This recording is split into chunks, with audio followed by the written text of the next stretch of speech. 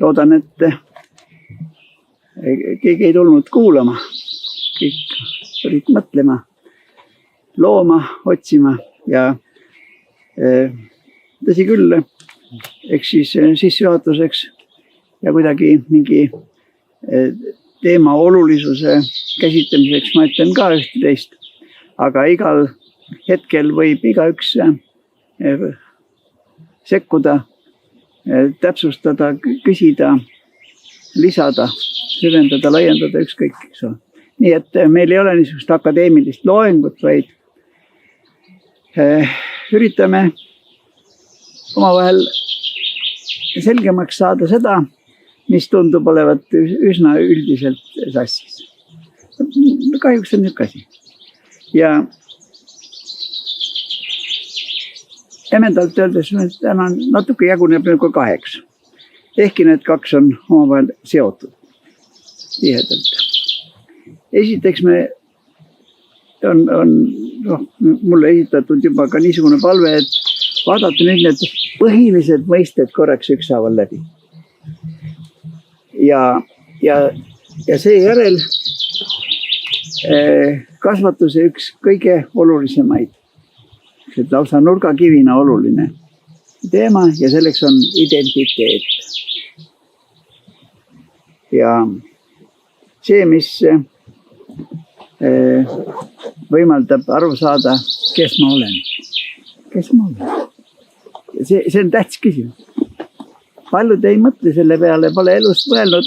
Päev läheb päeva järel, hommikul püksid jalga, ketas kohvi kõhtu ja hibab päeva läbi ringi.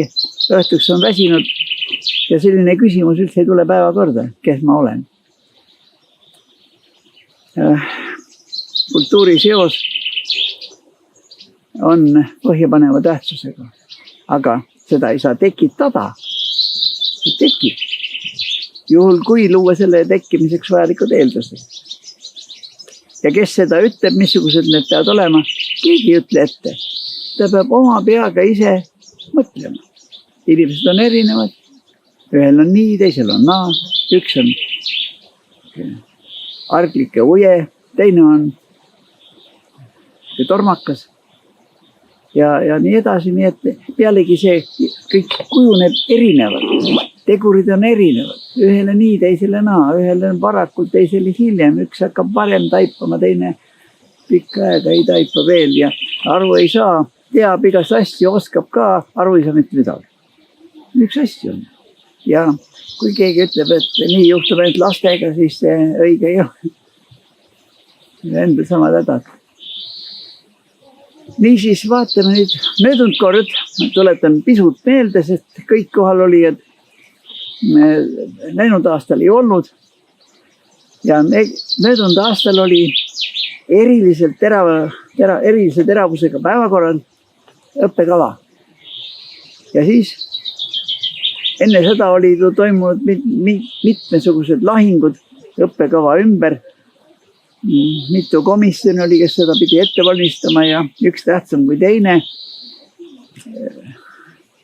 Nad ei hoidnud väga kokku ka hinnangutega ja vastastikku. Olukord oli natuke niisugune keeruline, kui väga pehmelt öelda. Ja ma ütlen ainult põhilised teesid. Kava meie arusaamist mööda on vaja lapse arengu trajektoori kujundamiseks. Ja lapsed on erinevad. Teiste sõnadega vaja on individuaalset õppekava. See niisugune üldine lasteaia õppekava on 2 lehekülje peal kirjeldatav. See on kõige üldisem. Aga nii kui praktikaga kokku puutub inimene, siis selgub sellest üldisest ei piisa, aga see ei saa enam olla kõigil ühesugune. Järelikult tuleb teha suhteliselt lihtne mõte ju, aga nii suurte raskustega jõuab kohale või ei jõua üldse kohale, tee mis tahab. Aga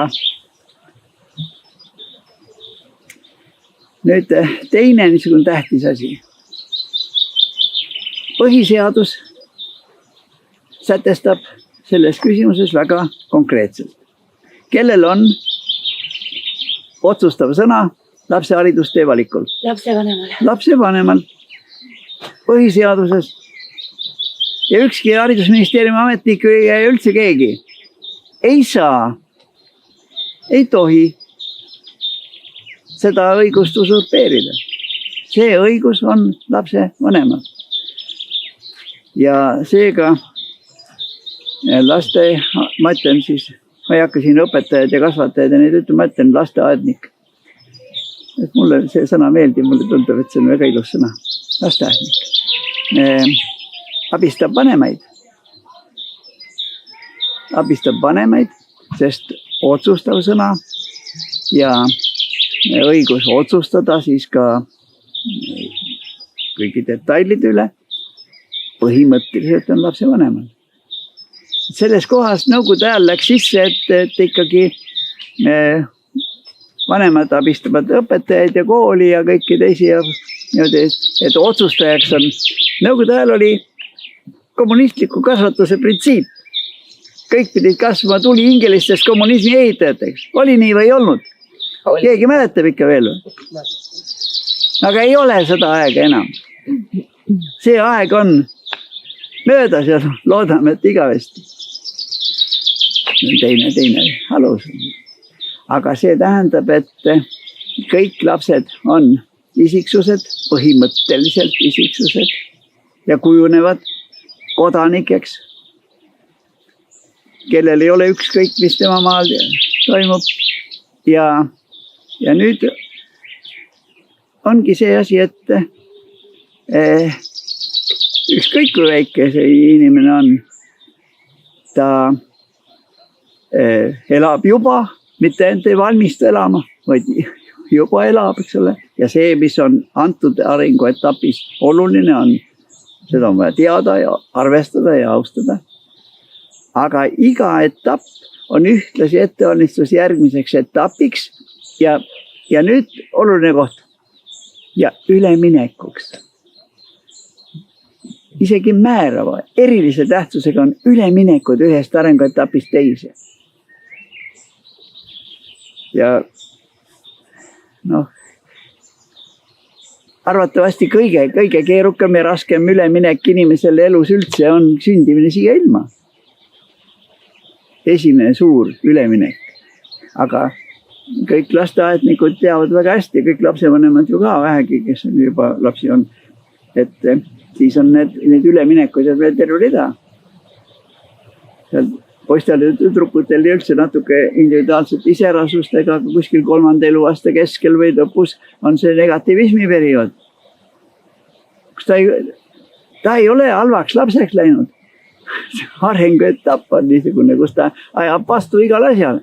Ütle talle midagi, ta ütleb, ei lähe. Mine magama, ei lähe, sa mine parem ise magama.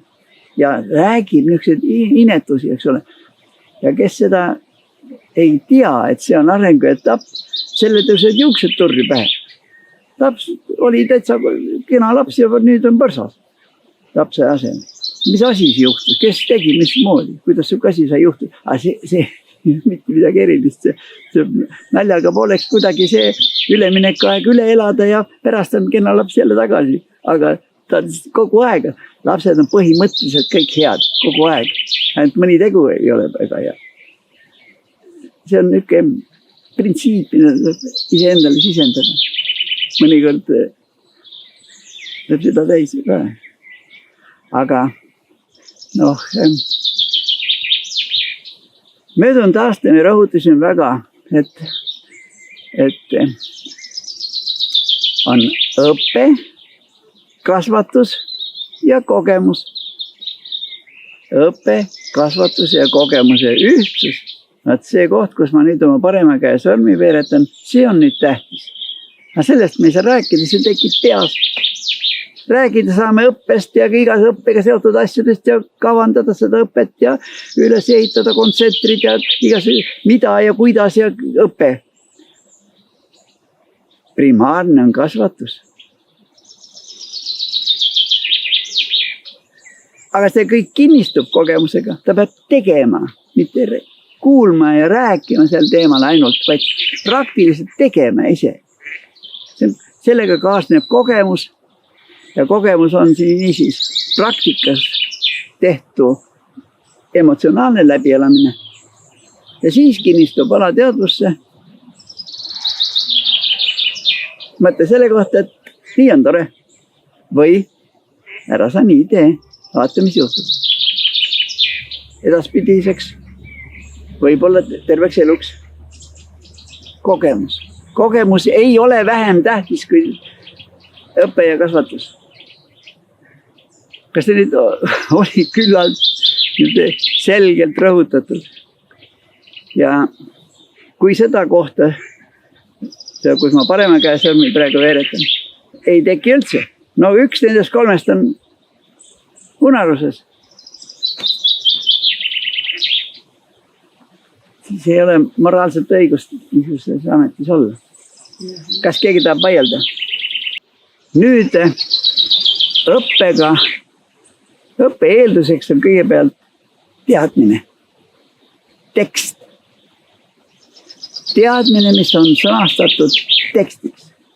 Kui teksti ei ole, siis õppida ei saa. Õppimine eeldab, et on tekstid.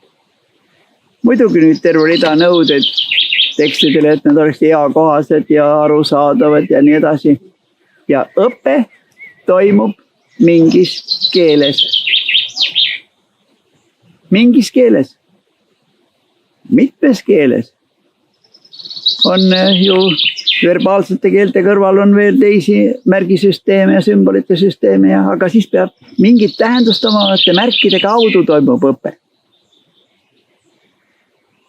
Niisiis, haridus kujuneb paljude tegurite koostoimes kultuurifunktsioonina. Inimene elab nende tavade, kommete, traditsioonide keskel, kus ta kasvab, kus on vanemad ja vanavanemad ja teised lähedased. Ja tasapisi kujuneb arusaamine sellest, mis on ilus ja inetu, sobiv ja sobimatu, kohane ja kohatu, mis on hea ja mis on halb. Ja ka need mõisted kõik, mida te lasteaias olete kindlasti korduvalt, lühem, pikem, kergem, raskem, kiiresti, aeglaselt ja nii edasi. Need on kõik kultuurist tulenevad mõisted. Kuskil teise rahva seas, kus hoopis need on natuke teistmoodi kõik see. Aga Eesti kultuuris on nii. Ja need samade mis on väärtused, aga väärtused tulevad ainult koos normidega. Väärtused ja normide ühtus on tähtis, mitte väärtused on, aga normi pole, kuidas isa, mõlemad teavad. Kõik räägivad ka väärtusi juttu, aga normid ei ole vähem tähtsad kui väärtused. Normide ja väärtuste ühtsus on tähtsad. Aga siis on veel müüdid ja tabud. Müüdid ehk üliväärtused ja tabud, niisugused normid, mis on keelud. 10 käsku on tegelikult ju 9 keeldu. Tabu. Ei tee. Ja seal need tabud on sellised normid, mille üle ei vaielda. Ja müüdid on sellised väärtused, mille üle ei vaielda. Ema on müüt, punkt. Ei vaielda, et hea või paha või. See täiesti kohatu jutt. Au. Ole väärtus, müüt. Ustavus. Loodus. Eesti kultuuris näiteks on loodus, müüt. Ja ei vaielda selle üle, kas võib saastada või ei või. Ei või, see ei tule täna allagi.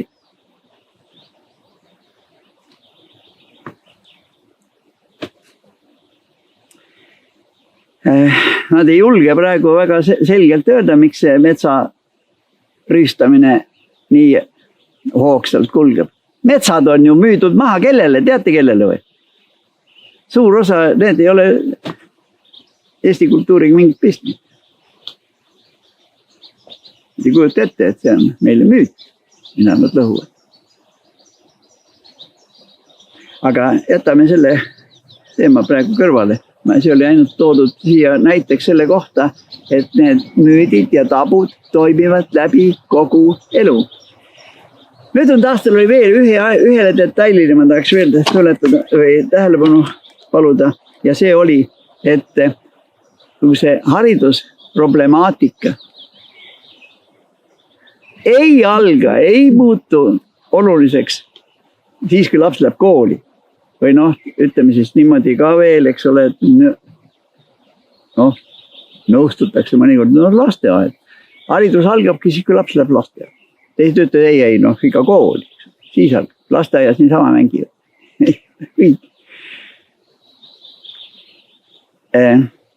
Meenutan selle noormehe nimi, tol ajal oli Jaan Valsiner. Praegu ta on ka juba pensioniikka jõudnud lapsepsühholoog, elab Ühendriikides põhiliselt, aga käib Eestis ka. Ja Jaan Valsineri üliõpilasena pöördus nende emade poole, kes last ootasid ja andis nende plaadi ja palus kuulata. Nii sageli, kui mahti on.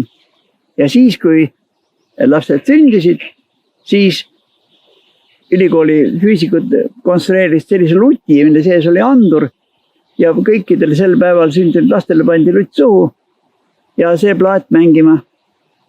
Ja see laps, kelle ema kuulas seda plaati, hakkas lutsima, tähendab tundis ära. Teised ei teinud üldse välja. Hiljem juba selgus, et kui selle lapse isa tuleb sinna tuppa jälle lutid suus kõigil ja ühe lapse isa tuleb sinna, see laps hakkab lutsima, teised ei tee väljagi. Ja nõnda edasi. Tervel maailmal oli suu lahti, sel ajal keegi veel ei teadnud. 60-ndate teisel poolel.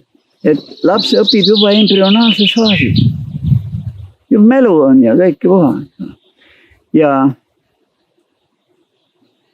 niisiis, laps elab enne sündi. Ja see on tähtis asi, see on filosoofilises mõttes põhimõtteliselt tähtis. Ja nüüd edasi juba,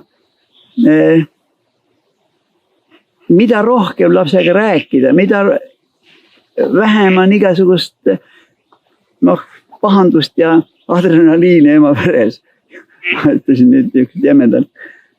Nii edasi, seda õdusam. Ja nii kogu aeg nüüd edasi juba. Esimesed elunädalad, esimesed elukuud, esimene eluaasta. Esimese eluaasta lõpus laps kõnnib juba 2 jala peal. Aga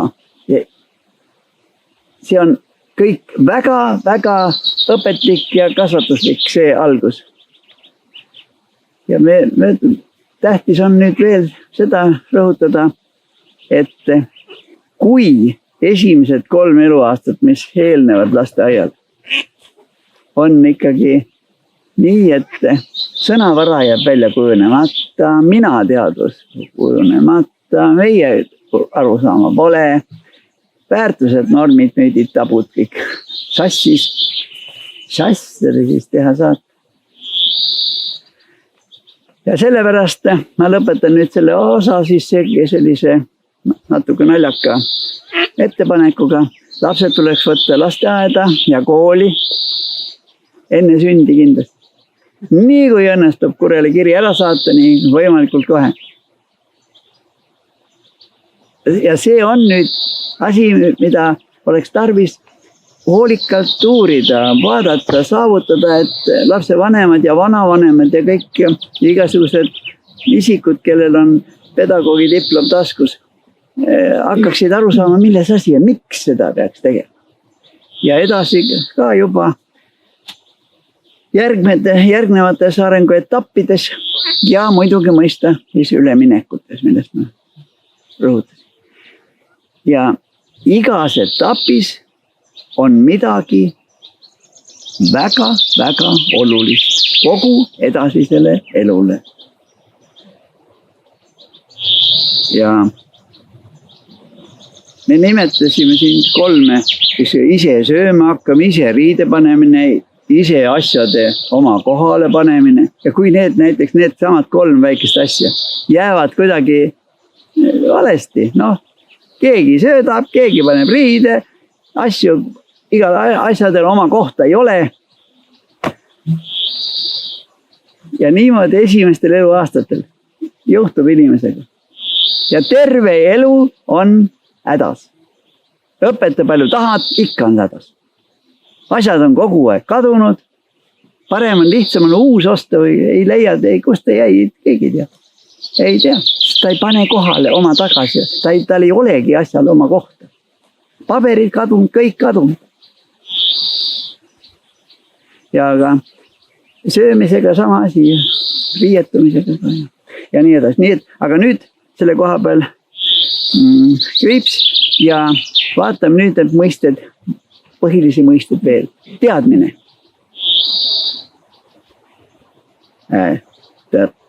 Keegi ei vaidle ju, et teadmised on tähtsad. Aga juhul, kui oskad teadmist kasutada ja saad aru, teadmine, oskamine, arusaamine. Siis on oluline. Aga pangem tähele nendest dokumendilaadsetes tekstides ja arusaamisest jutt üldse ei ole. Teadmisi on üsna palju, oskusi on ka, arusaamist ei ole. Arusaamist, teadmisi ja oskusi on võimalik mitmesuguste meetoditega, ka sunnisurvega, no vaat ennem õue ei saa ja ennem televiisorit ei saa, ennem ma ei tea, mis on võimalik hirmutada ja sundida, aga noh, saad aru või ei saa? Ei saa. Noh, hakkad aru saama? Ei hakka. No kus ma saan aru? Ei saa. Ja keegi ei tea ka päris hästi, mis moodi siis tekib hästi.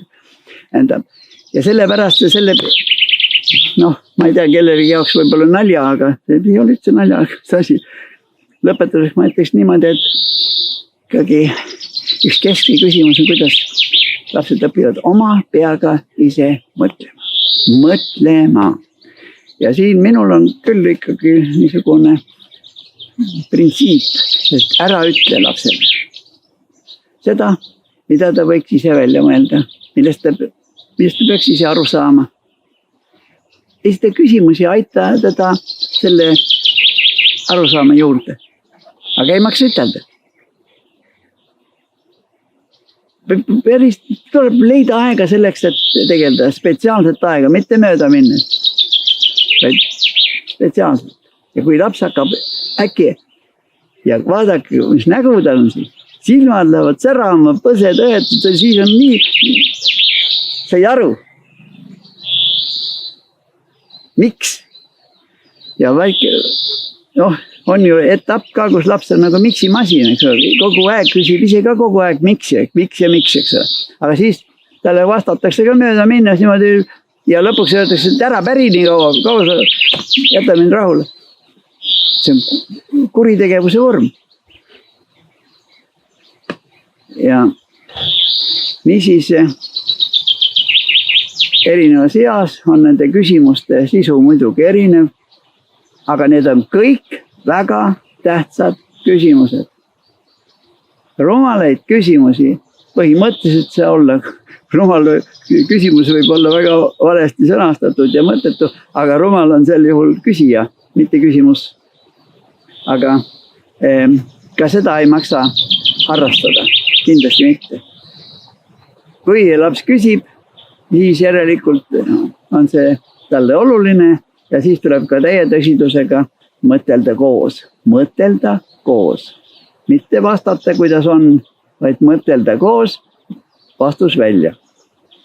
Isegi kui te seda ammu hästi teate ja võite plaksti ütelda, ei maksa seda teha. Väga soovitan mitte teha. Aga see on niisugune, ma arvan, väga põhimõttelise tähtsusega detail, aga kellel on see ammu selge, õnnitlen, aga kellel veel ei ole, noh see ei ole ju raske ilusti järele mõelda ja jõuda ise sama järelduse juurde. Nüüd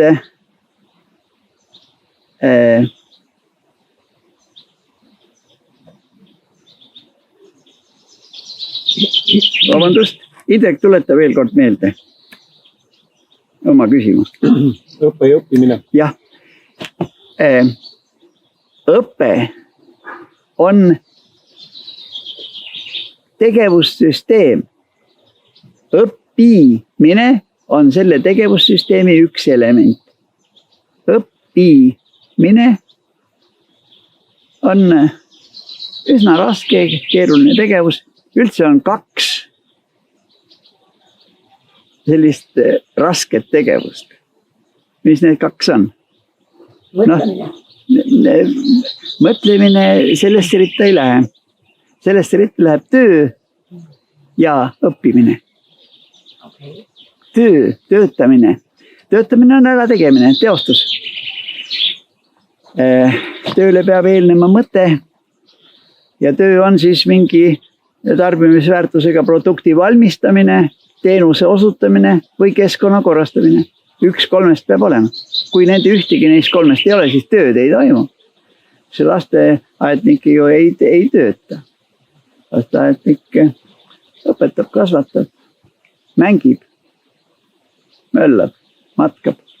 Igast tegevusi on. Teadmised võivad koguneda igas eluhetkes ja peamiselt vahetu kaemuse kaudu. Praktika. Inimene näeb, kuuleb, kombib, haistab, kõigi meeleorganitega kogub mingeid andmeid ja saab niimoodi teada, mis see on, milline see on, kus see asub ja nii edasi, teab. Tühise osa teadmistest saab inimene ka läbi õppimise. Aga teadmised kogunevad paljude kanalite kaudu. Igas tegevuses kogu. Konks on ainult selles, kas see teadmine, mida ta peaks omandama, on eelnevalt sõnastatud tekstina või ta peab selle ise avastama, kogema, korrastama. Ahaa, ja. Ja need elamused, mis väikeste hüüatustena mõnikord esitatakse, on kõik ju päris huvitavad. Ohoo! Ja üllatus on muuseas väga tugeva toimega. Imestamine ka. Näiteks imestamine, kas sa oled juba nii tubli tüdruk. Seda ma küll veel ei oleks oodanud. Ja see, kui vaata silmaga, kuidas lapsel tiivad tulevad. Ja niimoodi olulised ei ole mitte tiivad, olulised on eneste tunnetus, eneste teadvus, usk endasse ja pangem tähele siis nüüd seda, siin on järgmine niisugune tähtis asi, ma panen jällegi oma 3 sõrme niimoodi naljakalt, 1 on siis huvi tekitamine, huvi hoidmine, huvi avardamine, huvi kui ülioluline asi. Aga huvist räägitakse, kogu nüüd räägime huvikoolid ja nii edasi. Ehk kui inimene eesmärgipäraselt ja üldse sihiteadlikult tegutseb kuskil, huvi peab olema. Kui huvi ei ole, no siis ei tegele. Ja huvi on kerge haihtuma, keegi võib huvi ära lõhkuda. Et huviga tegelemine spetsiaalselt peab pigutama selleks, et huvi püsiks, huvi laieneks, avarduks ja nii edasi. Kuidas tekitada huvi millegi vastu. See on omaette küsimus, et kes mõtlema hakkab, ma olen kindel, leiab ka selle tee. Siis ju polegi kellegi vaja midagi seletada. Aga siis on vaja veel tahet. Tahe ja tahte jõu kujundamine on tähtis pedagoogiline kohustus. Pedagoogiline kohustus. Tahtejõud. Ei jäta pooleli. Ei põrku tagasi, kui mingid raskused tekivad. Nii lõpuni. Ja näiteks väga ilmekas on seoses instrumendiga laps. Põhimõtteliselt peaks olema igal lapsel oma pill. Igal lapsel kindlasti oma pill. see on väga tähtis. Tekitada huvi mitte ainult selle pilli vastu, vaid muusika üldse. Muusika on kohutavalt tähtis tegur inimese elus tervikuna, aga see tekib see läbi huvi alguses, kui ta mingisugust instrumenti juba valdab. Aga töötab ära, siis peab pingutama ja instrumendi kaudu on võimalik üks asi selgeks saada. Oskad või ei oska? Kui oskad, mängi. Jutt ei ole sellest, et ma harjutasin küll. Kui see on küll, mängi. Ei olnud ju küll. Järelikult, vähe oli. Aga see mõte jõuab instrumendi kaudu lapse vähe. Sõnadega on seda väga raske seletada. Lihtne asi, aga niisugune väga põhjapaneva tähtsusega läbi kogu elu. Ja nüüd, kui tahe, aga veel on vaja usku. Usku endasse, usku tulevikus, usku vanematesse, usku õpetajatesse, usku, et ma saan hakkama, ma jõuan, ma suudan ja ükskord ma olen, ei tea, mis kõik veel. Ja kes see oli, väejuht, vist oli Suvorov, kes ütles, et Vilets on see soldat, kelle ranitsas ei ole marssali keppi. Ja ma arvan, et see päris suur tarkus väärib tähelepanu. Kõik on imetlusväärsed. Kõik jõuavad kuhugi, kõik saavad kellekski.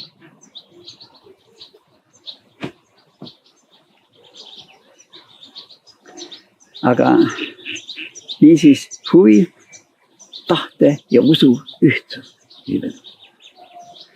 Kuidas neid kujundada? Keegi ei saa nii kriipsu ette tõmmata, et vot tee nüüd nii ja siis tõkib.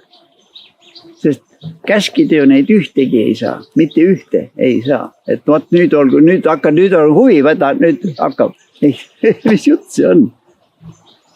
Usu ja tahtega sama asi. Aga ma olen teinud ju ka niimoodi, et varbad riidekapi ääre alla ja käed, sõrmed seon, kus see kuklu taha ja siis näoga vastu põlvi ja selili. Põlvi ja selili. Ja siis, kui enam ei jõua, siis tuleb teha 2 korda veel. Enam ei jõua, siis 2 korda veel. Tahe ei teki niisama naljaviluks. Kokku võtta. Joostes tekib mingi selline piste. Ei anna alla, ei anna edasi.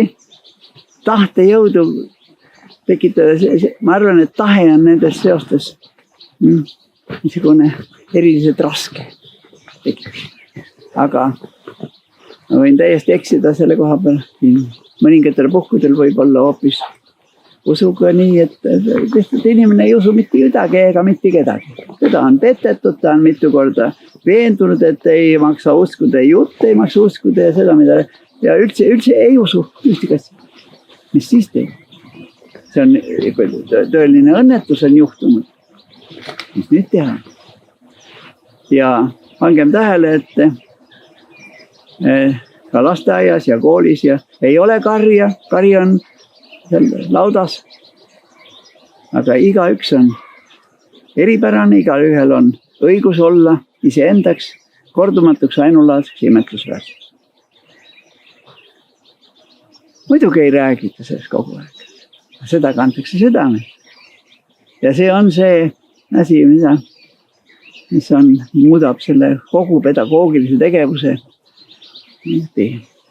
ülimalt oluliseks, aga ühtlasi ka väga keeruliseks.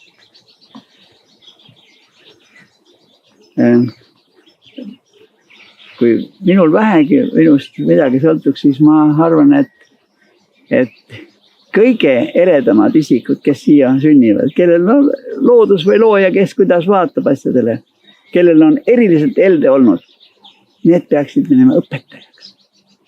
Järgmistest saaks võib-olla teadlasi, siis kirurge ja igasugust juriste. Esimene valik peaks olema õpetaja. Sellest sõltub kogu rahvuse tulevik.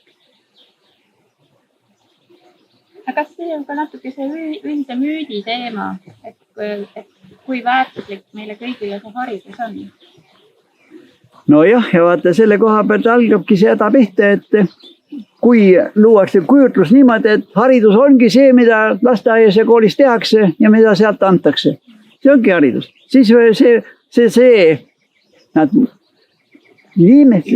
räägivad sõna haridus, aga mõtlevad ju seda tegevust, mis toimub. Ja siis nad ütlevad, see tegevus käib eesti keeles või vene keeles või inglise keeles ja siis on eestikeelne haridus, eestikeelne, venekeelne haridus. Haridus ei ole. Haridus on inimese üks karakteristik, inimese kui subjekti karakteristik. Tekib kultuurifunktsioonina.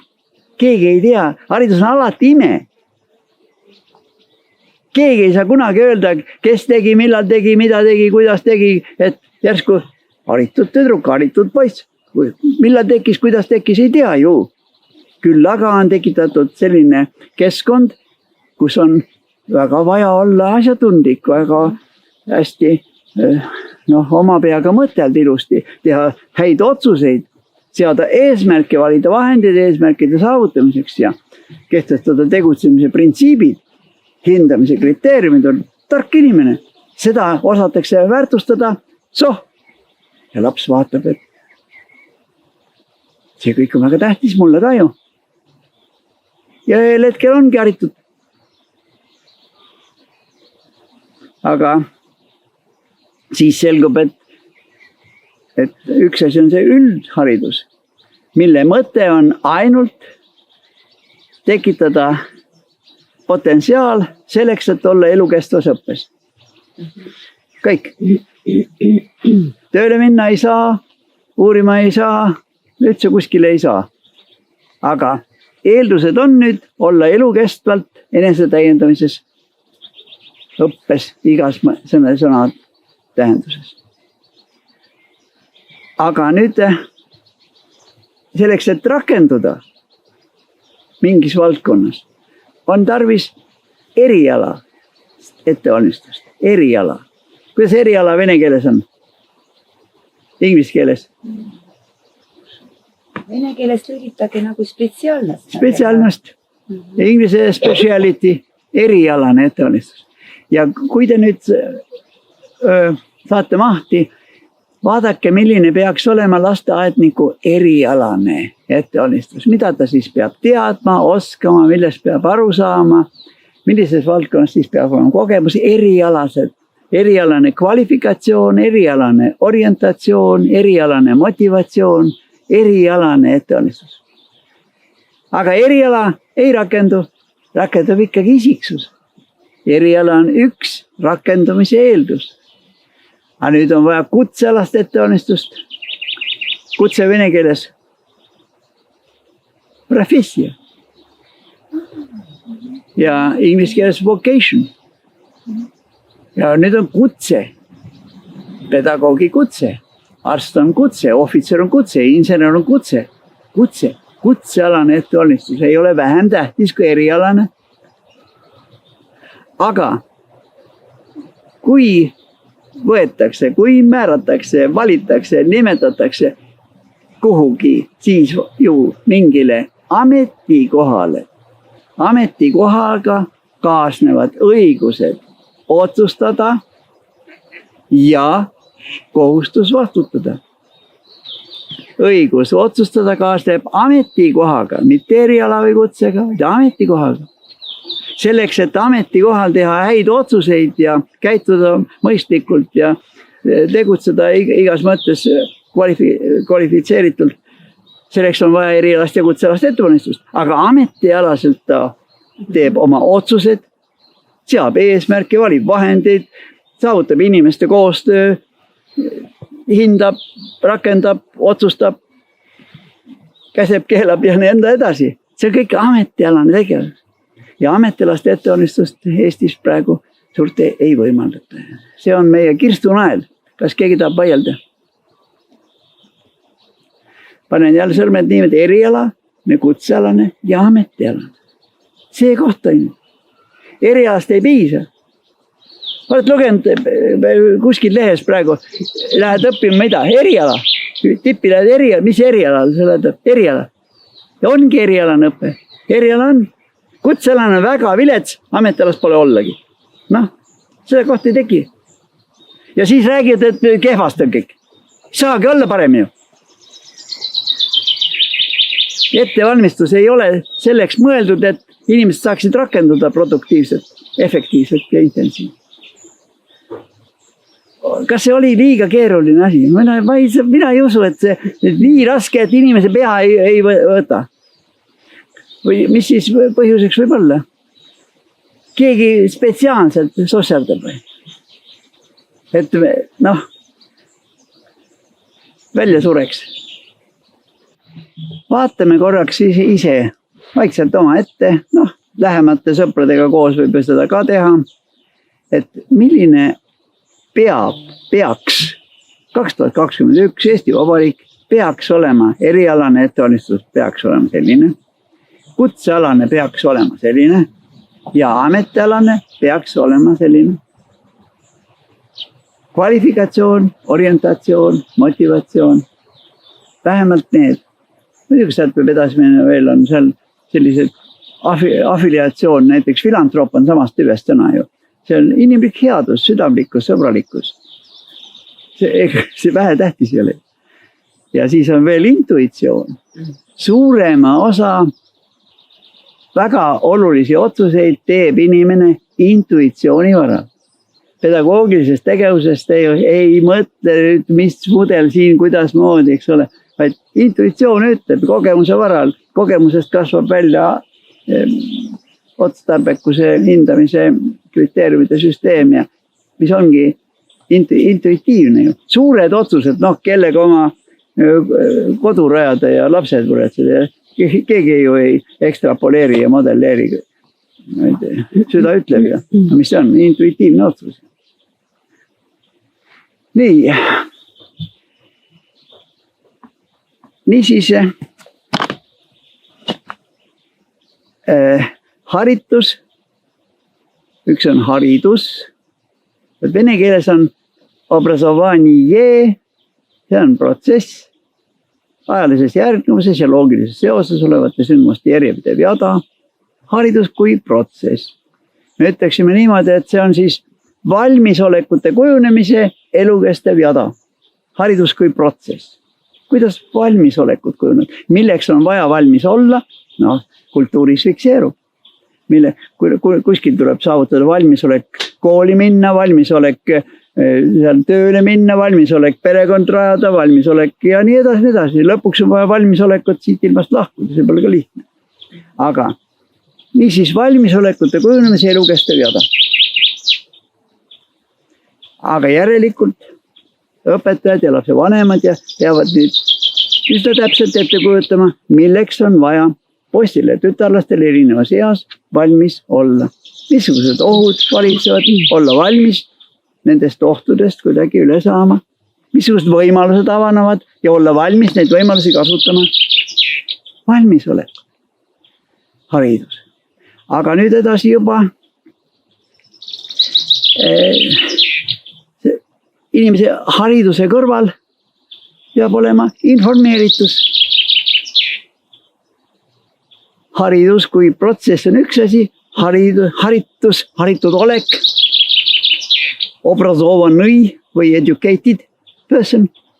Obrazovannost on haridus, haritus, jah. Jah, haritus. Ja vene keeles on see eristus väga selge. Eesti keeles võib isegi kasutada nii ja naa ja polegi suurt vahet. Aga inglise keeles on ka selge vaidlus. Tõepoolest mõnikord, et selgust saada, tuleks vaadata kas või kuidas Setu murdes on.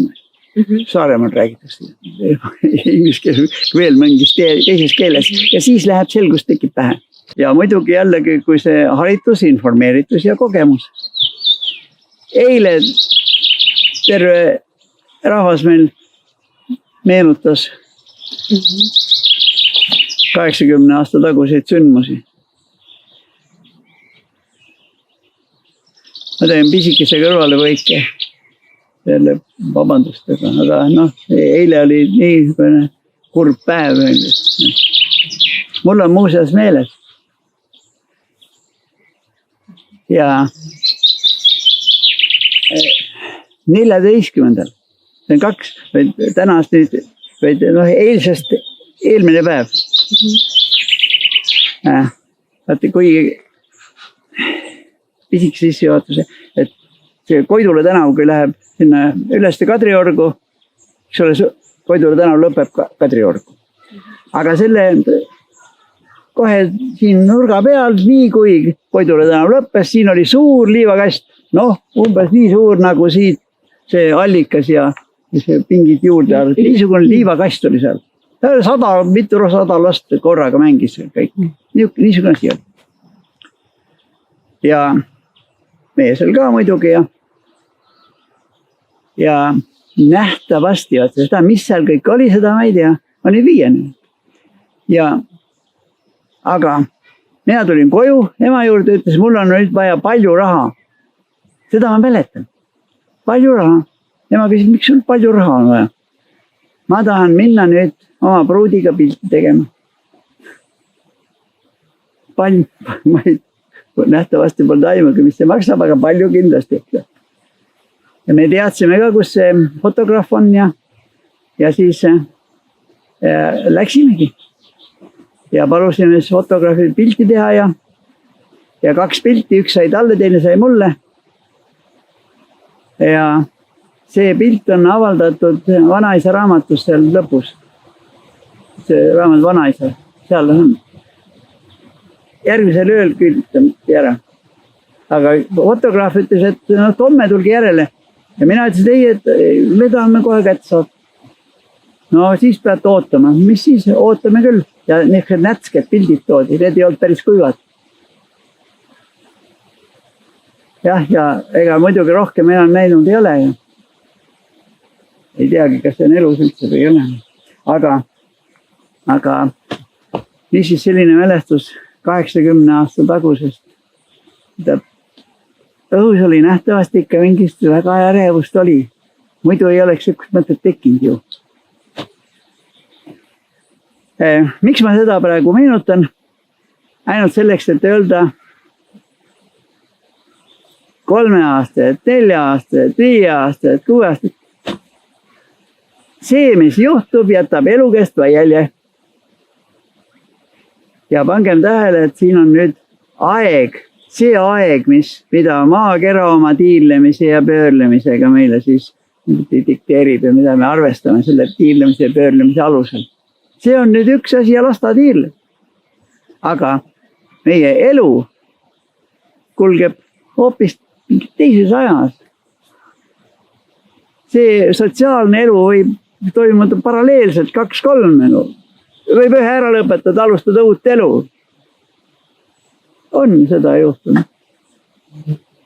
Mõni arst räägib talle 100 korda, et ära suitseta rohkem. See on, kui ühe insuldi läbi elab või infarkti, siis kuulab hea meelega ja teistmoodi. Eelmist elu, mälestus veel, sedagi ei taha. Aga nüüd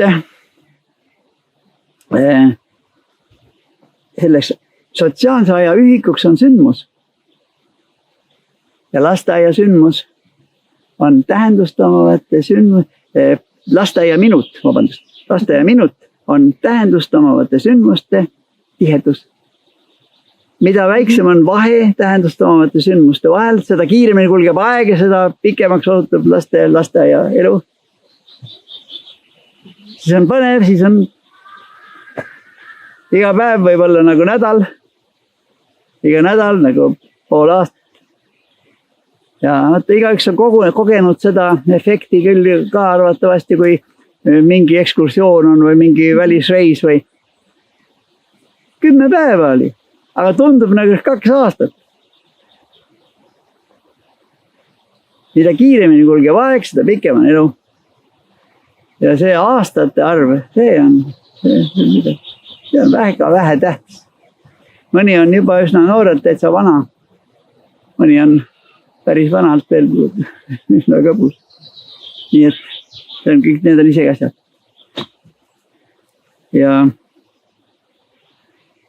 kui sündmus ei ole, siis seisab aeg paigal. Kui sündmus on väga hõredalt, siis elu on üsna lühike, olenemata sellest, kui palju aastaid keegi siin veetis. Vaata, aga haridus on aja kulgemise tegur. Kuidas me orienteerume, kuidas me suudame otsustada, kuidas me suudame otsuseid teostada, ennast teostada tegutsemise kaudu suhetes ja see kõik, see kujuneb juba varajases lapseeas. Ja nüüd väike vaheaeg selleks, et küsida, kas hariduse põhimõistete osas on veel mõni selline, mida oleks vaja natuke analüüsida.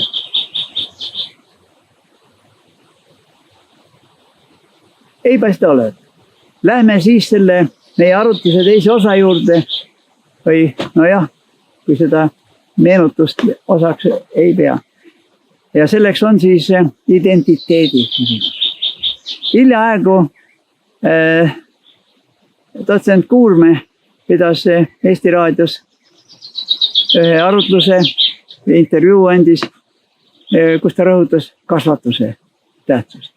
Pangem tähele, et kasvatus ongi primaarne. Tõepoolest, mitte õpe, keskne on kasvatus. Ja see jutt sellest, et ta võib olla keegi teine, meie asi on õpetada, eks õpetaja õpetab ja koolis õpetatakse ja mis see kasvatus siia puutub, see on vanemate asi. Need on täitsa metsikud jutud. Ja ei ole lapsed seal rühmas ja klassis on eri eas poisid ja tüdrukud ja tütarlastest kasvavad naised, poistest kasvavad mehed ja peavadki kasvama tahtekindlad, tugevad, julged, targad, töökad, ausad, õiglased mehed. Ja see ongi nüüd identiteet, sooline identiteet. Inimene peab jagama, kes mina olen.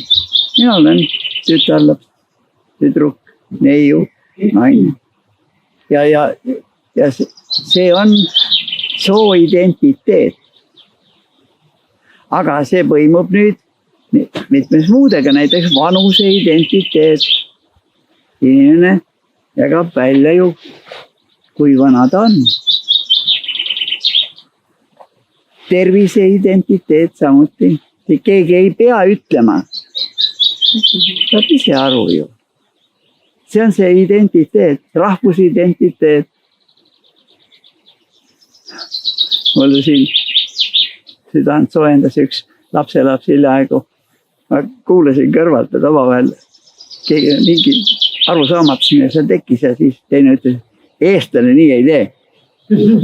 Ja siis jäid kõik vaita, siis oli asi selge. Siis rohkem enam ei räägitud sel teemal. Ma arvan, jah, see oli kõik 5-aastane.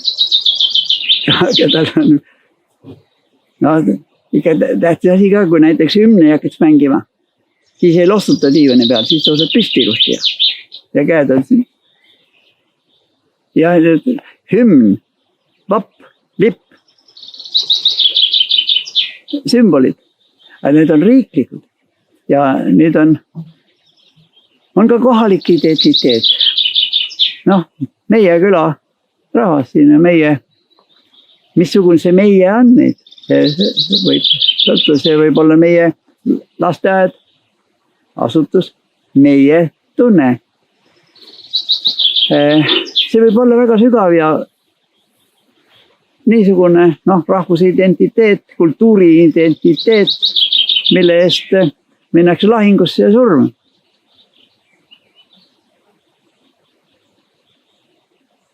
Ja häbi on kindlasti hullem kui mingi muu. Aga nüüd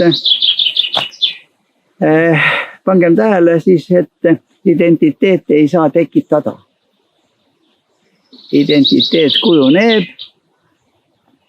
selles keskkonnas, milles inimene elab. Niimoodi, et üks identiteet tekkis ära ja siis hakkab tekkima teine või nad tekivad paralleelselt koos. Aga nii lapsevanematel kui ka õpetajatel ja muidugi mõista teistel isikutel peaks olema nii palju hoidu, et aduda, mis soodustab mõistliku, tervemõistusliku identiteedi kujunemist ja mis seda raskendab, takistab või koguni viltu veab. Mina soovitaksin võtta kätte nüüd ja paber ette ja pead rakkesse ja hakata vaatama, mis meil on hästi ja seda tuleb hoida, tugevdada, kindlustada, laiendada, sebendada, seda tuleb hoida. Number 1. Ja kui ikkagi mõnes perekonnas tundub, et see kõik on kuidagi jäänud kahe sõna vahele või lihtsalt vanemad ei tule selle pealegi, et see on nii väga-väga tähtis. No siis saab rääkida vanematega, saab aidata neil aru saada, miks see tähtis on. Ja küll nad, mina ei ole näinud veel oma elus sellist lapsevanemat, kellel oleks ükskõik, mis tema lapsest saab. Ma olen igasuguseid näinud. Ja bravuuritsevad küll natuke, aga kui siis natuke sisulist juttu ajama hakata ja siis mul on konkreetselt praegu silma all üks joodik, kes temal on meripõlvin igal pool, aga kui talle räägiti, kuidas tal poisil käsi käib, siis tuli pisar silma, siis hakkas heldima ja siis hakkas, mis asja ma pean tegema siis. No ja nõnda edasi, nii et ei ole sugugi ükskõik. Kõik on ikkagi üsna mures sellepärast, et nende järeltulijad oleksid õnnelikud ja saaksid mitte lihtsalt hakkama, vaid oleksid tunduvalt paremad, kui meil on endal õnnestunud. Ja see on võimalik juhul, kui inimesed ise neid otsuseid teevad. Mitte, et keegi teine neid ette ütleb. Mida meie teha saame, pedagoogidena, saame aidata kaasa natuke, et inimene hakkaks mõtlema ja ütleks, et ja, need asjad on juba päris hästi, neid saame hoida. Ja siis jõuame järeldusele, et aga need asjad on kehvasti. Ja nii ei tohi. Mitte, et keegi teine keelas ära, vaid ise tulid järeldusele, et nii me küll ei jätka. Sellepärast, et ja nüüd ilusti loogika. Rahuldavad tulemused on võimalik saavutada üksnes süsteemse tegutsemise korral, terviku hõlmumise korral. Fragmentidega tegelemine võib heal juhul jätta kellelegi mulje. No nemad tegelevad. No ja siis tulemust ei saavuta mitte. Tulemus on alati süsteemsuse funktsioon või objektiivne kaassõltuvus tervikuga tegelemisest. Meditsiinist ei ole ilus näiteid tuua, arstid on niisugused eriliselt tähtsad isikud. Aga nii mõnigi ju ravib inimest, aga mõned ravivad haigust. Ja see ongi küsimus. Ja pedagoog ka ju tegeleme ikkagi isiksusega. Ja avastama selle konkreetse poisi tüdruku iseloomu, temperamendi, tema isiksusliku muude eripärade süsteemis, kõik selle, mis on hästi ja aidata kaasa, et see, millega loodus helde on olnud, anne kujuneks tema kutsumuseks. Ja siis on ta ise õnnelik, teised ümberringi, siis ta saavutab kergelt, kõik läheb, kõik on, tal on eeldused selles valdkonnas. Aga see tuleb avastada. Mida varem, seda parem. Avastada inimese sünnipärased eeldused. Ja hoida neid igas kõigi võimalike vahenditega. Ja selle koha peal ma ei saa mainimata jätta, et väga sageli on kahjuks nii, et kui inimene on mingil alal väga-väga andekas, on ta ühtlasi mingil alal väga-väga nõrk. Väga-väga nõrk. Ja väga-väga andekad hukkuvad selle nõrkuse tõttu. Nii et ühest küljest on vaja väga hoida ja kaitsta seda annet ja seda valdkonda, kus ta on väga head, aga ühtlasi ka võtta kindlasti hoole alla see, mis ta on nõrk, et see teda põhja ei viiks ja ei hukutaks. Näiteks on väga hea abstraktne mõtlemine puha, aga porilaisk. Ta tahti jõuda nii nõrk, et ei saa tooli pealt vist. Ja nõnda edasi. Nii et kui ei suuda nüüd tahet järele võtta, siis pole sellest andest kasu midagi. Pange tähele ja see kõik ilme parajaseks lapse eas juba ammu enne kooli. Selleks ajaks, kui laps kooli läheb, on põhiline see trongid kõik läinud. Kes tahab vaielda?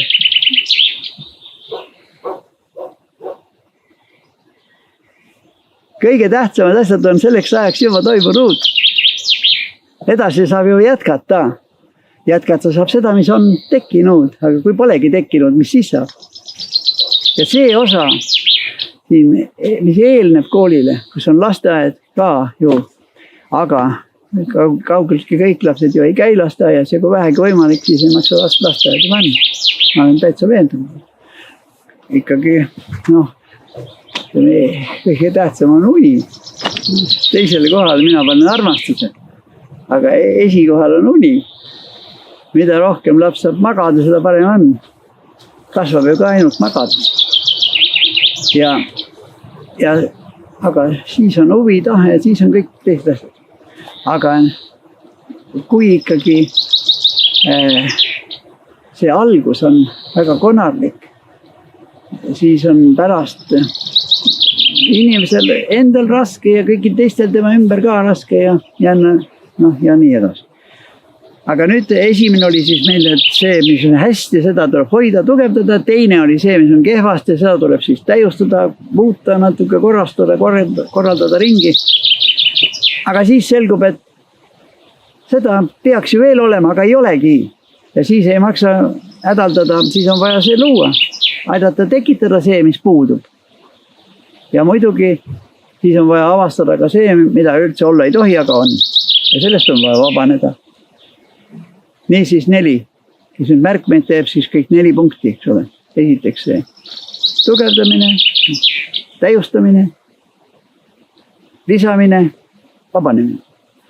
Ja need 4 asja, need on nüüd professionaalsed. Ja üks asi on see mõte, teine asi on nüüd tegevus mõtte realiseerimiseks. Aga siis on edasi juba kogu aeg vaja jälgida, kas nüüd ikka tegelikult läheb. Me oleme teinud küll seda, aga mis välja tuli. Ja kui läheb hästi, siis võib jätkata. Aga kui ei lähe, siis peab muutma ju. Ja tagasi sidestatud on tegevus. Juhul, kui me kõigepealt kujutame ette, mida me tahame saavutada. Seejärel ju vaatame nüüd, mis tegelikult välja tuli. Ja interpreteerime neid tulemusi, arvestame edasises tegevuses. Sel juhul on meie tegevus tagasisidestatud. Kui tagasisidestust ei ole, siis juhtimist ei saa toimuda. Siis ei saa olla ka iseregulatsiooni. See kõik on raamatus elanikust kodanikuks üsna põhjalikult lahti kirjutatud. Nii et seda praegu nüüd kuidagi öelda ei saa, et ühtegi teksti ei ole. Kaua aega tõesti ei olnud. Nüüd juba 2 aastat varsti on see teksti olemas. Ja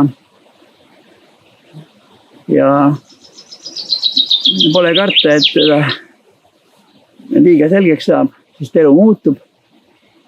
Ja pealegi on igal pool oma eripära, mida tuleb arvestada. Sealt saab üldise, veel on eriline ja veel on ka üksik, konkreetne. Ja üldise, erilise ja üksiku ühtluses on see, mida me saaksime pidada tarkuseks. No nii.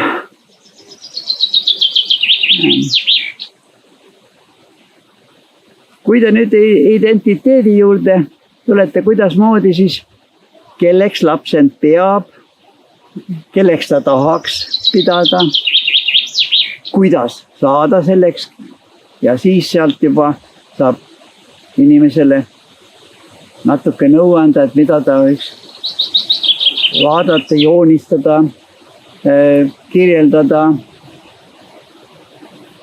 teha luuletuse, teha jutustuse, teha ja nii edasi, see kõik pakub rahuldust hingele ja võimaldab süveneda. Kõige helgemad pead katsuge välja nokkida selleks, et nendest saaks õpetaja. Spetsiaalselt pingutada selleks, et hakkaks see tunduma kõige helgem amet päikse all, nagu ütles Komenski. Ja noh, küllap peab pisut vaeva nägema, et nad ei satuks kogemata tegema midagi muud, sest nendel on eeldusi sajaks asjaks. Aga selline asi, et lõpuks võetakse õpetajaks õppima need järelkonkursiga, kes mitte kuhugi ei saanud, see asi on erakordselt halb. Kas keegi tahab vaielda? Jah. No, aga meil on riigis teisiti olnud. Koreas näiteks. Kõige helgemad olid õpetajad. Jah, oligi nii. Ja siis sündis riik. Jah. Ja seda tuleb ikkagi meenutada ja tõsiselt võtta. Näiteks Koreas, praegu ma tean, õpetaja palk on võrdsustatud mitte tippriigi, mitte tipptegevust, vaid järgmise astme ametnikud. Kõrgemate riigiametnike, mitte kõige kõrgemate. Tähendab, õpetaja rohkem teenivad mõned ettevõtjad ja jah, siis on veel 2-3, mõned arstid, mõned juristid, mõned nõunikud, konsultandid, need on erikategooriad, aga need on mõned, mitte kõik. Normi ei ole, aga mõned on. Aga kui ühiskonnas on õpetaja kõige auväärsem amet, siis see ei ole ka vähe tähtis. Palk on tähtis, aga ühiskonna austus on ka tähtis. Ja tegeleda tuleb ideaalidega. Ja ehkki ideaalid on alati nagu silmapiir, nad lähevad eest ära, nad põhimõtteliselt kätte saamatud. Tuleb ikkagi tegeleda ideaalidega. Ja hinges kantakse ikkagi aateid, ideaale. On iluideaal, on ühiskonna ideaal, ideaalid, hädasti vajalikud. Ka perekonna ideaal, ehkki raskesti saavutatav, aga kui ideaali üldse ei ole, no siis pole pürgida ka midagi poole. Ja kui te vaatate seda elanikust kodanikuks raamatut, siis juhtimise peatüki all leiate õpetaja käsitluse. See on juht kui õpetaja. Ta on niisuguse konksuga. Nii et mõned vaatavad hariduse osa peatükis õpetajat ei käsitletagi, aga ta on juhtimise peatükis. Ja muidugi mõista on nüüd selles identiteedi kujunemises ülioluline mõiste on keskkond. Keskkond. Lasteaed on kasvukeskkond, kool on kasvukeskkond, kodu on kasvukeskkond, hoov on kasvukeskkond. Ja kuidas kujundada see kasvukeskkond selliseks, et sellest kujuneks adekvaatne isiksus ja inimestel selline identiteet, sisemine tunne, mis oleks mitte ainult tänase päevaga koostöös, vaid ka tulevikku. Sest pedagoogiline tegevus ongi selle poolest väga eriline ju, et ta vormib korraga nii seda, mis praegu toimub, kui ka loob eeldusi tuleviku jaoks. et inimese kujunemiseks ja kui kaua kellelgi elupäevi antud on ja missugused rollid kõik tal tuleb elus ette, millistest tuleb elada, kes seda teab. Aga ühte teist võib ju aimata ja kui me tulevikku üldse ette ei kujuta, siis ei saagi pedagoogilist protsessi rahuldavalt korraldada.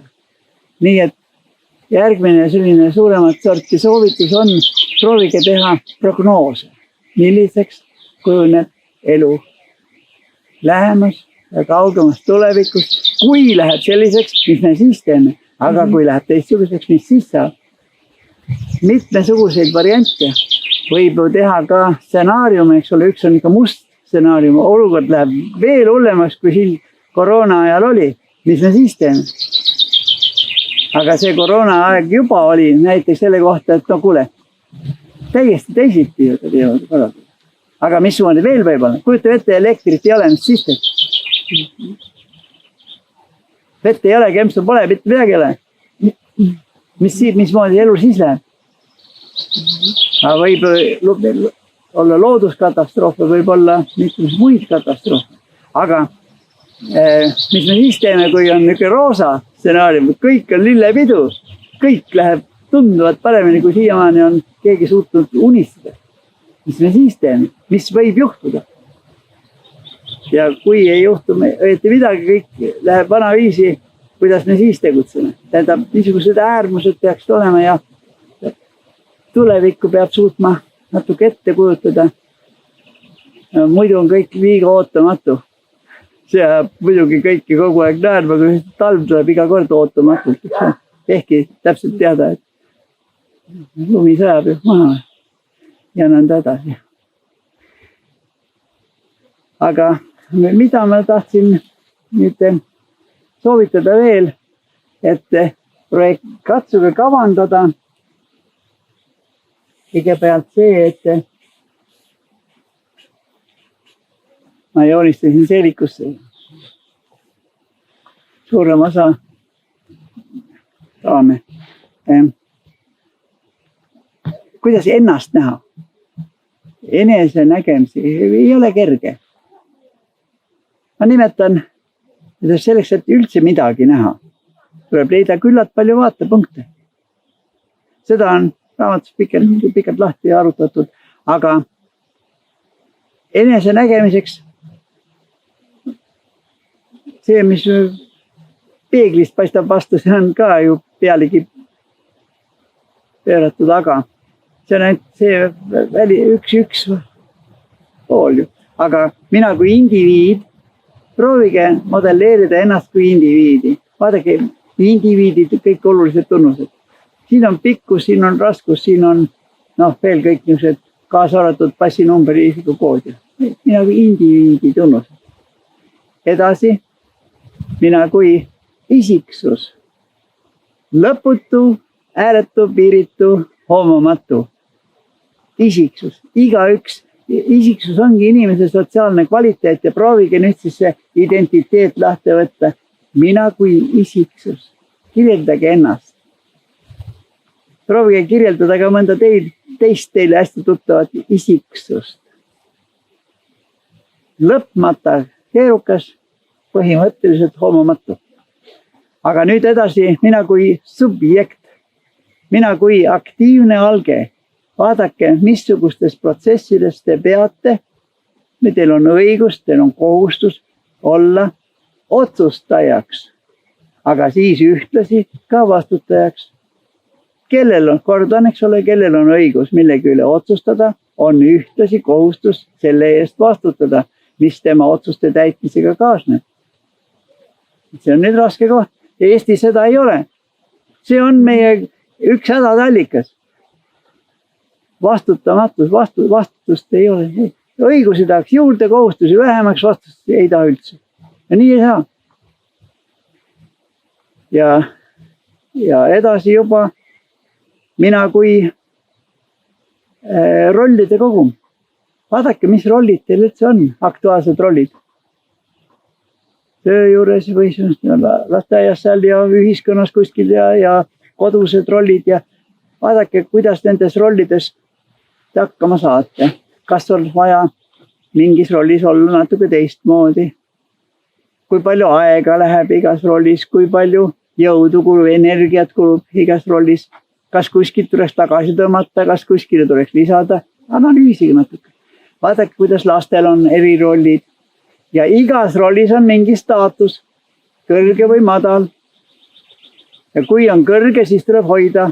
Kui on madal, siis tuleb avastada, miks see madal on. Ja mida siis teha nende põhjustega, sest staatust tõsta ei saa. Te ei saa tõsta. Saate vähendada tegureid, mis põhjustasid seda madala tasema. See on see loogika. Ja aga kui on nüüd igas mõttes iseennast tähete ilusti, sel juhul tuleks hakata vaatama nüüd kõike seda, millele tuleb tähelepanu pöörata ja siis tekib mida saab näiteks juhtida protsesse. Vaadake järele, millised protsessid teie hooles on. Millised protsessid on usaldatud teie hoolde. Proovige need protsessid ajalises järgnuses olevate sündmuste jadana paberi peal kirja panna. Ja vaadake, missugused etapid lähevad juba päris hästi, kust takerdub, kus on midagi puudu. Kui on valitsemine, valitsemise objektiks on inimesed. Enesevalitsemisest pihta kuni teistel välja. Siis on eesmärgiks kord ja korra austus. Kui korda pole, siis on korra lagedus ja pole ka vabadusel mingit väärtust, siis ei saa seda kasutada. Niisiis kord on väga tähtis. Aga kord ei anna produkti. Kord on protsesside kulgemise üks eeldus. Uurimise objekt, mis see on? Mida saab uurida? Uurimise objektiks on probleemid. Niisiis probleemiks me nimetame vastuolu, mis tekib, kui me teame, kuidas on. Kujutame ette, kuidas peaks olema ja meil pole sugugi ükskõik. Meil on aktiivne suhtumine sellesse vastuolusse, tegelikku ja vajalikku vastuolusse. Ja nüüd on vaja avastada, miks see vastuolu on tekkinud, miks see ei ole nii, nagu peaks olema. Miks? Need põhjused tuleb avastada, sõnastada ja avalikustada ja siis juba saab võtta meetmeid nende põhjuste vähendamiseks, mis takistavad ja nende tegurite tugevdamiseks, mis oleksid vajalikud. Niisiis uurimise objektiks on probleemid. Kirjeldamise objekt. Ükskõik mis. Saame kirjeldada. Aga näiteks kirjeldus ei ole uuring. Küsitlus ei ole uuring. Pealegi küsitlusega saab koguda arvamusi. Aga arvamused iseloomustavad mitte seda, mille kohta küsiti, arvamused iseloomustavad vastajat. Ja kõik kohad, kaasa arvatud ülikoolides praegu interpreteeritakse ju, mis on sageli valesti. Loetakse need vastused kokku ja arvatakse, et ongi nii, nagu vastust näitavad. Ei ole. Me saame nende andmete põhjal, mida küsitlusega kogume, saame midagi teada nende inimeste kohta, kes vastasid, nende struktuuri saab kätte. Heal juhul ei pruugi sedagi saada. See on erakordselt halb asi. Ja kui õpetajaks õppinud inimene ja oma akadeemilised asjad on teinud läbi niimoodi, et ta tegelikult uuringute asemel on teinud midagi muud, siis ta ju hiljem juhendab õpilasi ka tegema midagi muud ja kui ikkagi uuringuid ei ole, siis ju usaldusväärset teadmist ka ei ole ja siis tuleb läbi ajada arvamustega ja peale kaastunde pole selle puhul siis öelda enam midagi. Kõik avaldavad arvamusi ja suvel teeme arvamusfestivali, teadmisfestivali pole kuskil. Ja nii tekib identiteedi hädade tõttu ka põhjendamatu autoriteedi struktuur ühiskonnas. Põhjendamatu autoriteet. Ja see on üks hirmus õnnetus. Kui see tekib perekonnas, kogukonnas, ühiskonnas, ükskõik kus. Keegi satub mingi vass ajamise tõttu, mingi pettuse skeemide tõttu ametikohale ja mis ta seal teeb? 3 asja kõigepealt. Hakkab teeb mida vähegi saab, et keegi saaks teada, kes ta nüüd on, mida ta teeb ja mis tal välja tuleb. Ja kui see tal õnnestub, siis ta võtab omasuguseid endale veel juurde, asjatundjad laseb lahti ja hakkab vohama nagu vähktõbi ühiskonnas. Põhjendamata autoriteedi struktuur on erakordselt ilmus asi ühiskonnas. Ja nii kui see läheb, nii on väga raske peatada. Võib öelda, et see on ühiskonna bürokratiseerumine ja see on tõeline õnnetus. Identiteet, kui see on välja kujunemata, võimaldab inimesel astuda mingisugustesse, ma ei tea, rollidesse, kandideerida ei tea kuhu, hoolimata sellest, kas tal on üldse eeldusi seal toimetulekuks ja oma, ütleme, seal riigi rahva teenimiseks sellest üldse rääkimata. Tänan teid tähelepanu eest. Palun, kas on küsimusi? Identiteet oleks tähtis küsimus. Minu arusaamist mööda on küll niimoodi, et lapse, üldse mõtleme inimese mõtlemisstruktuurid kujunevad ikka kindlasti ema keeles. Selles keeles, tõepoolest ema keeles. See hakkab sealt juba pihta, kus ta on ikka ema kõhus alles. Aga kui me oleme olukorras... Häälikud ü näiteks ja ää. Aga kui me oleme näiteks Lasnamäel olukorras, kus väga paljudel emadel ei olegi ema keel, sest see on juba 4 põlve tagasi geneetiliselt hävitatud ja neil on asenduskeel võetud, mida nad samamoodi ei tunne. Jah, meil väga kurvad asjad. Nüüd 4 sõna. Arvan, võtke iga, kes märkmeid teeb, pange need omal kirja, püüdke need lahti, jälle võtta ilusti ja modelleerida ära. Millest sõltub, mis nendest omakorda sõltub, kuidas kujunevad ja mis soodustab, mis raskendab ilusti lahti. Esimene on adapteerumine. Inimesed adapteeruvad füüsilises mõttes.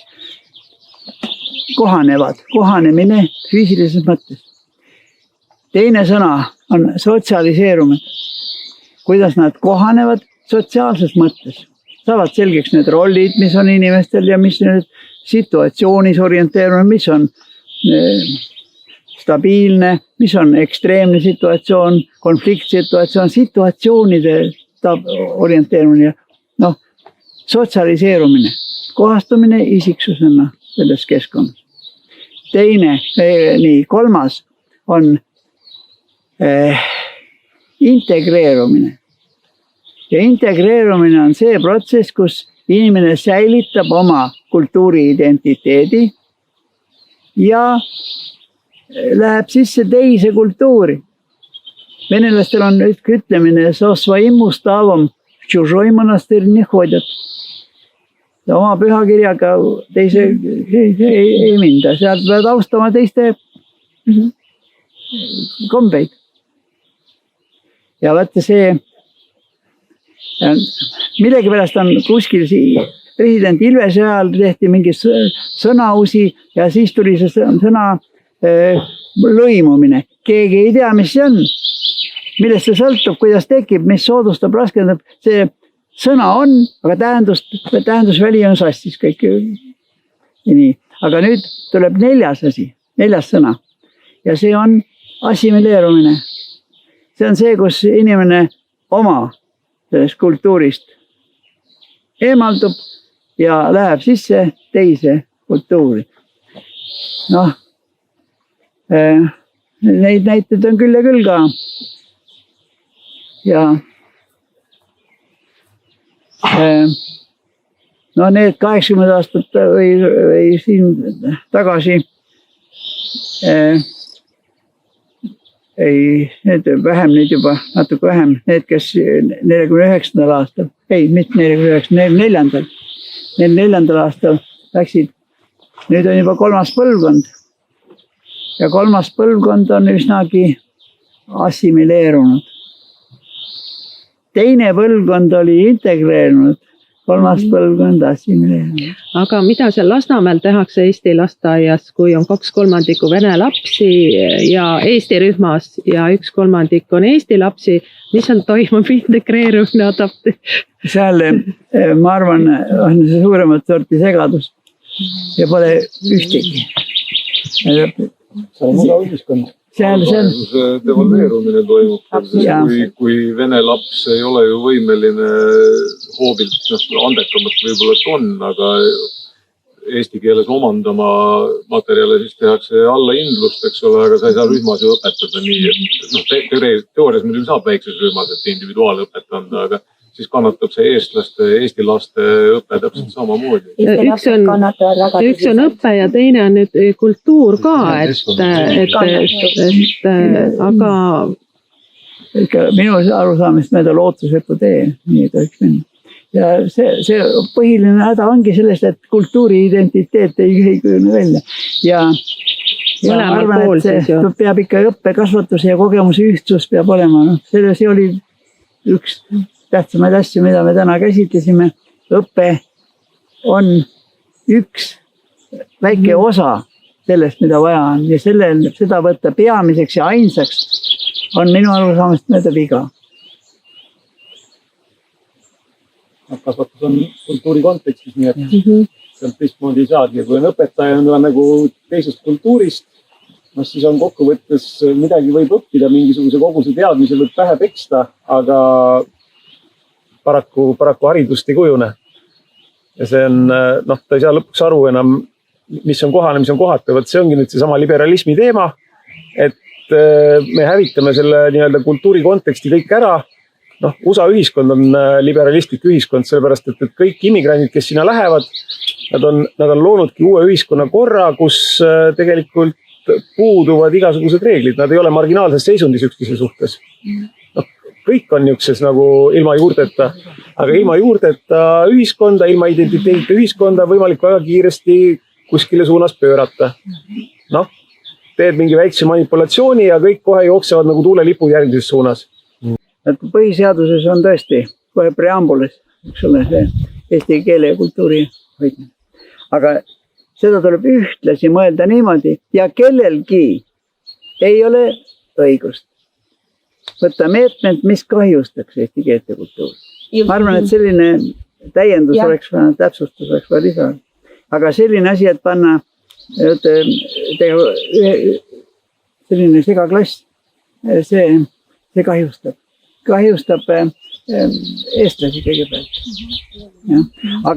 Aga nüüd päris huvitav on ju see, ma ütlen üks asja, mul on ühe kooliga natuke lähemad suhted ja teise klassi lõpus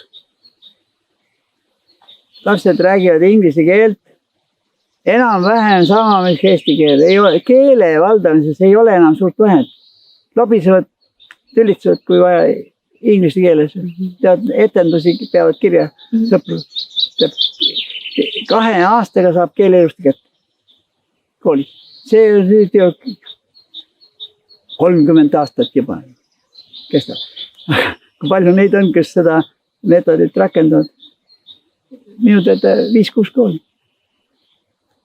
Milles asi on? Tegelikult ei taheta, aga mis siis puutub näiteks sellesse eesti keele õppesse vene koolis? Häbemata viletsad järjed. See on umbes nii, nagu mina õppisin omal ajal inglise keelt, siis see pencilbox. See tase.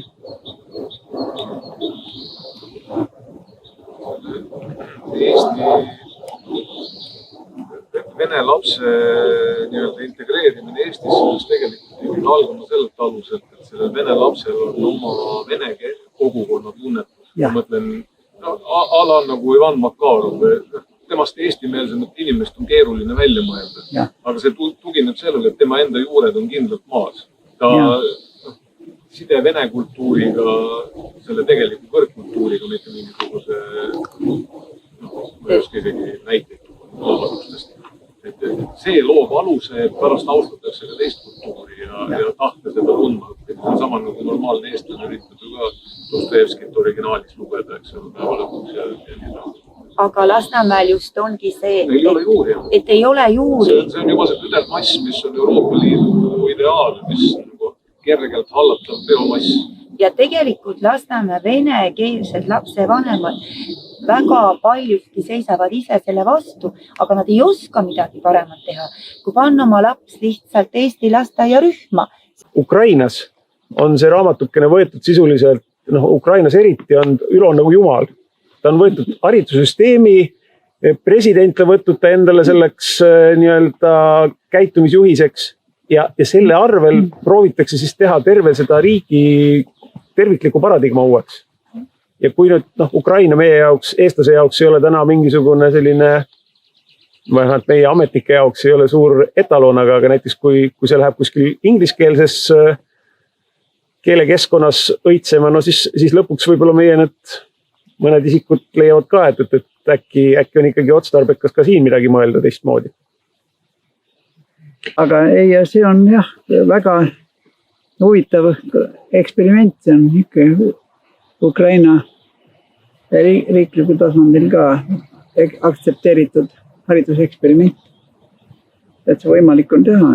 Aga tuleb väikselt läbi katsetada ja selle katse tulemuste põhjal korrigeerida, kui midagi on veel poolikult läbi mõeldud ja siis juba võib oma silmaga vaadata ja veenduda ja siis see mõte, teadmine tuleb siduda oskusega ja arusaamisega, miks on nii ja miks siis juhtuks, kui oleks teisiti, kui teha teistmoodi, mis siis saab.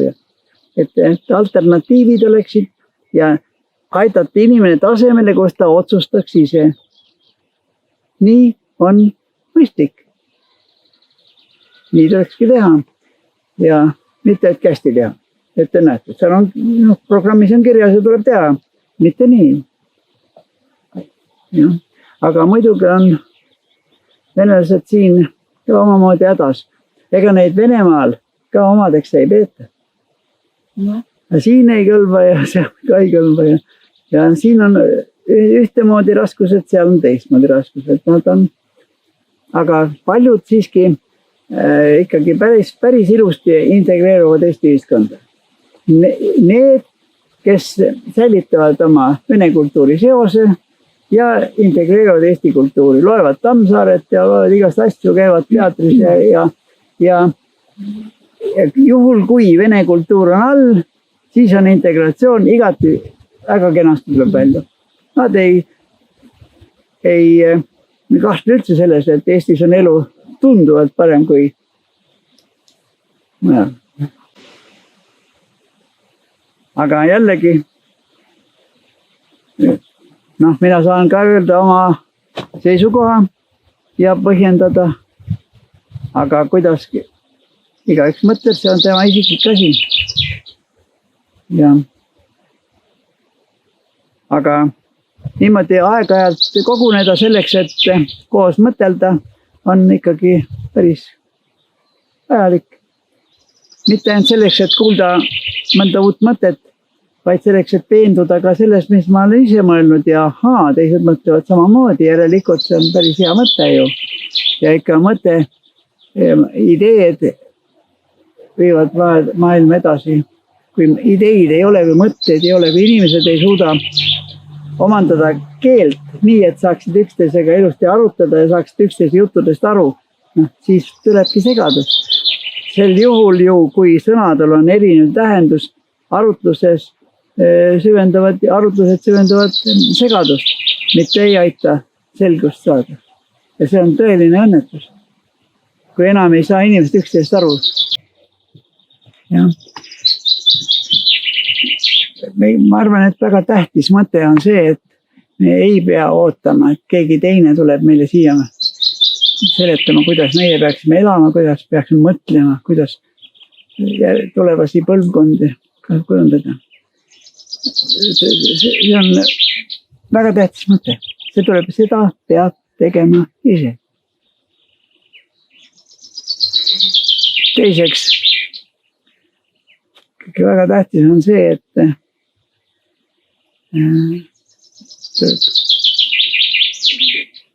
keskne on iseseisev mõtlemine. mõtlemisest hakkab peale. Ja kui mõtelda ei oska, siis ei ole võimalik kujuneda haritud inimeseks. Tead igast asju, oskad ka, haritud inimene ei ole mitte. Kui mõtelda ei oska. See identiteet on selle üks väljund.